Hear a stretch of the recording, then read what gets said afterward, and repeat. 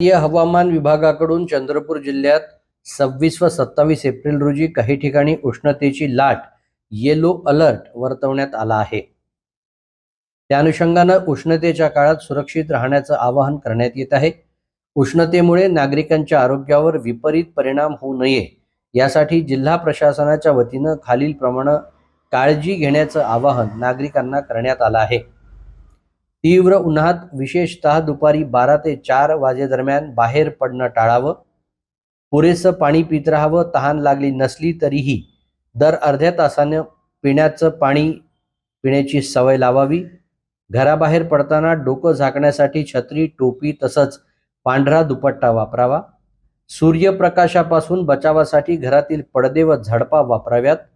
हलके, पातळ, सच्छिद्र व पांढऱ्या रंगाचे सुती, खादीचे कपडे वापरावेत। प्रवास करताना किंवा कामाच्या ठिकाणी मुबलक पिण्याचं पाणी सोबत ठेवावं।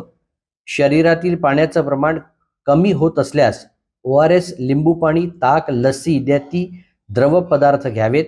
घर थंड ठेवण्यासाठी पडदे, शटर व सन शेडचा वापर करावा। घरामध्ये कूलर, पंखे किंवा वातानुकूलन यांचा योग्य वापर करावा। कामगारांना सूर्यप्रकाशाचा थेट संपर्क टाळण्याच्या सूचना द्याव्यात।